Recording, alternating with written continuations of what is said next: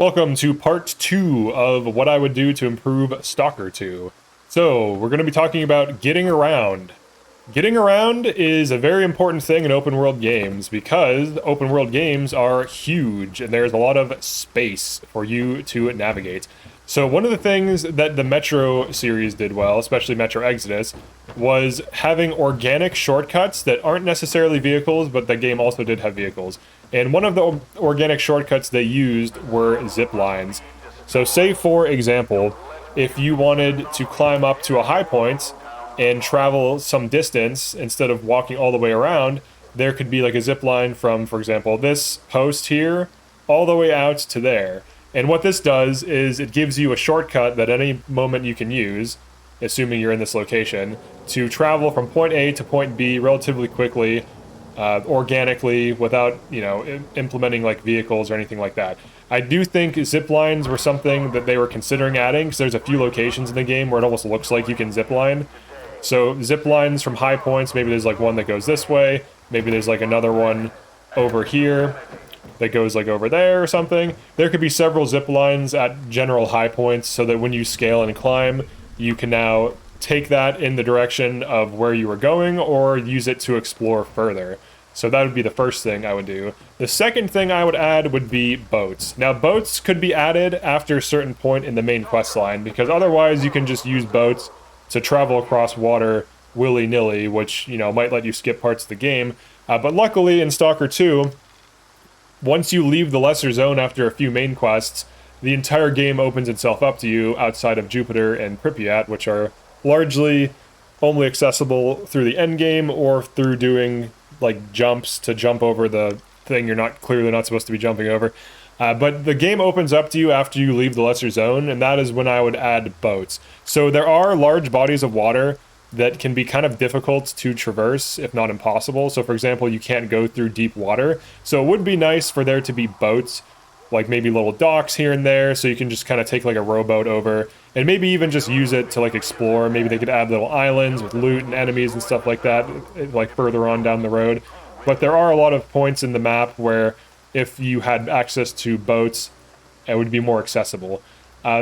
So segueing from boats into shortcuts, because shortcuts are present in the game, there could be more shortcuts added as you progress in the game also.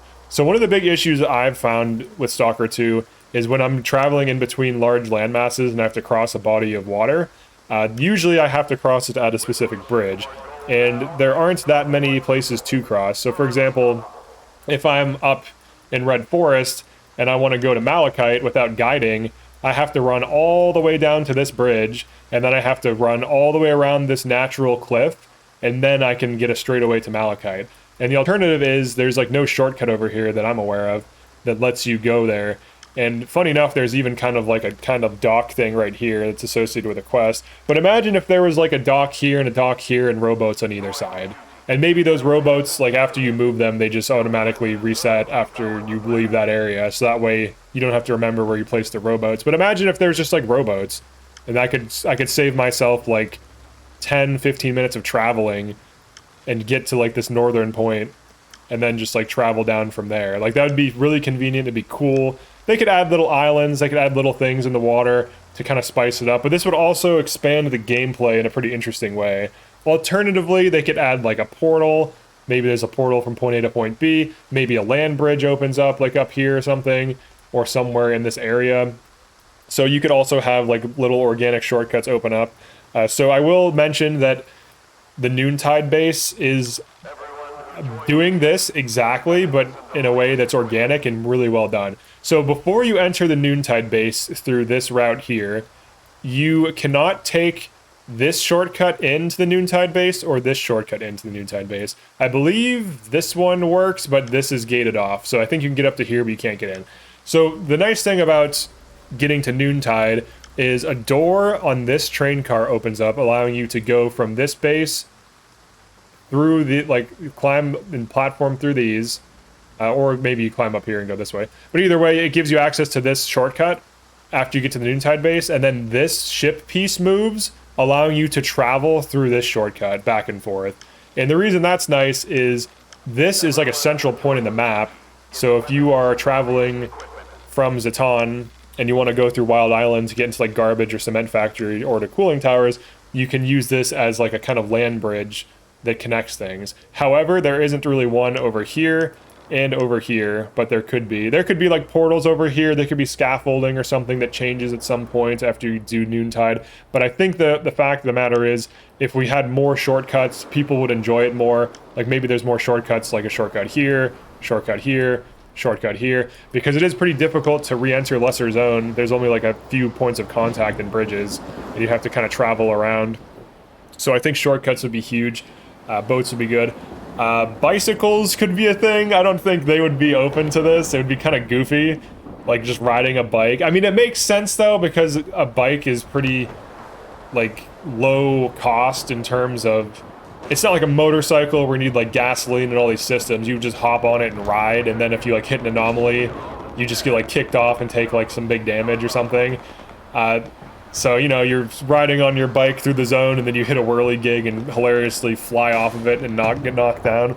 That would be interesting. I do think whirligigs are annoying as hell in Stalker 2, and they're super hard to see, at least on medium settings. I can almost never see them. Like I'll be like sprinting and there'll be like a whirligig like right there and I can barely see the damn thing. So I think whirligigs, separate issue, but I think whirligigs are kind of obnoxious right now.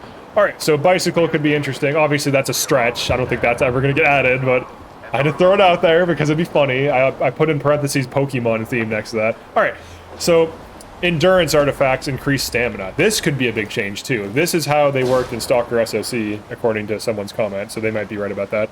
But endurance increasing regen is good, but it'd also be cool if it increased stamina base, because then you could do more, you could jump more, you could sprint longer, and so on. That would be a huge improvement that most people would welcome. Artifacts that slightly increase movement speed or sprinting speed or both.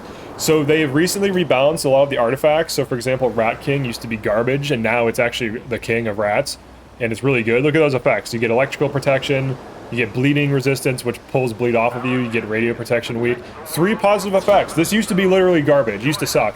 So if they could give some artifacts, you move slightly faster, like 2, 3, 4, 5% faster. Maybe like the weak effect of increased movement speed is like 2% speed, and then it scales up to 5. Like a little bit of a speed increase, because you'll notice that over a long period of time, and that would be nice. And also would open up more styles of play where you could be like Superman or like the Flash and run around a little bit faster. You know, closing distance, grabbing cover quicker, pushing with like shotguns and things like this. I think that'd be really interesting and a good change. And then finally, for my final suggestion for improving getting around in Stalker 2, slight increase to sprint speed. Pretty straightforward. So sprinting, you can't shoot while you're sprinting. You can't ADS. ADSing stops sprinting. So when you're sprinting, you're not fighting. So maybe increasing the sprinting speed by like 10, 15% at base, that would feel much better, because you're just moving a little bit faster. I think that would be a welcome change. The sprinting speed is decent, but considering how large the game is, I think increasing it even by just like 10%, people would love that, because you'd just be getting around a little bit faster. Nice little quality of life thing to make movement that much more enjoyable. Oh yeah, one more final thing. Climbing. This is something, so there is climbing. There's like platforming, and there's like doing this, there's like vaulting up things. They could make it so that you can climb up. Like, let's say, for example, I jump up to this. Realistically, I should be able to climb up this, right? But in Stalker, the way you'd climb up this is like this. So if they want to maintain this, like, strict platforming, I think that's fine. But I do think being able to climb up things like this height would be fine. Now, I don't know what that would give us access to, because they might have balanced the game or designed the game around you being able to only jump like this. So this might allow you to get out of the map easier. So then they'd kind of have to play, you know, a few months of whack-a-mole to figure out all the ways people are getting out of the map now. But I do think people would like that, being able to climb up stuff. Like, being able to climb up this, I don't think should be a thing. I think that's totally fair. But climbing up something... this dude's just chilling here. Climbing up something like this height, or maybe even just like this height, I think would be fine. Alright, so that's it for my suggestions for improvements to movement. If you have any others, definitely drop a comment and let me know what you think. Of course, they could do things like reduce the stamina cost of jumping. That'd be nice too. But outside of that, that's pretty much all I have for you guys, and I'll see you in the next one. Peace.